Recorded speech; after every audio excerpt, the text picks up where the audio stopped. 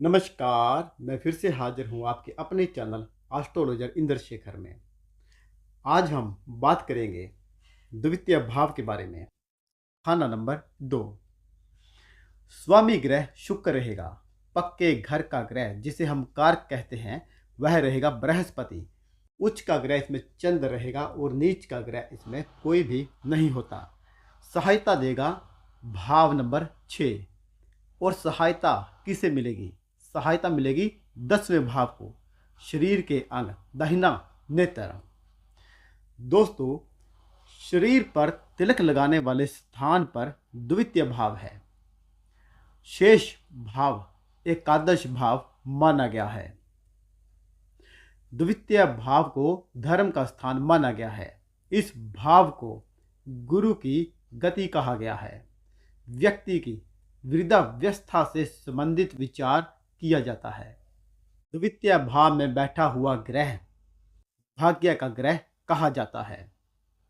जैसे द्वितीय भाव में चंद्रमा उच्च का होता है और यही द्वितीय भाव में बैठा हो तो भाग्य का ग्रह बन जाता है।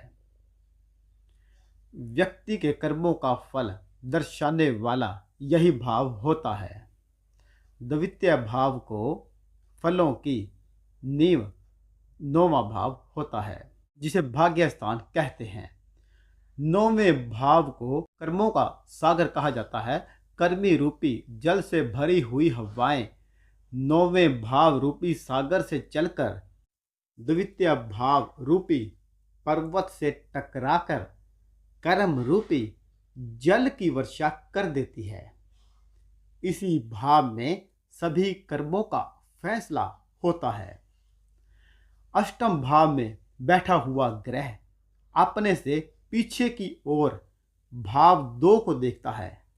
यदि अष्टम में कोई भी ग्रह ना बैठा हो तो यह भाव उत्तम फल देगा। यदि अष्टम और द्वितीय दोनों में ही कोई ग्रह स्थित ना हो तो फल श्रेष्ठतम होगा। इस भाव में राहु भी यदि बैठा हो तो वह भी बृहस्पति के अधीन होता है। दशम भाव खाली हो तो द्वितीय भाव सुप्त होगा।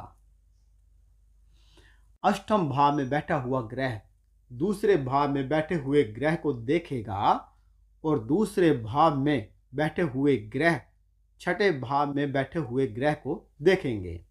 इस प्रकार 8वें भाव का दुष्प्रभाव दूसरे भाव में बैठे हुए ग्रह के द्वारा छठे में पहुंच जाएगा।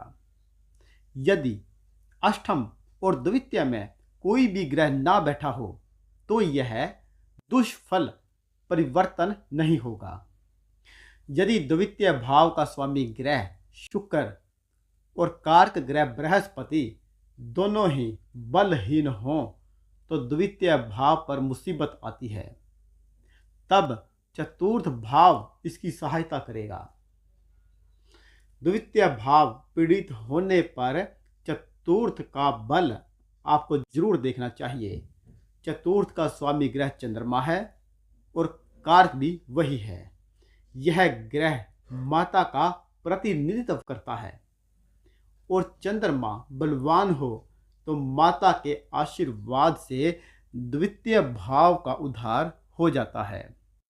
इस भाव में बृहस्पति या केतु के शत्रु ग्रह बैठे हों अथवा माथे पर 7 से अधिक लकीरें हों तो जातक डाकू जैसे स्वभाव का होगा।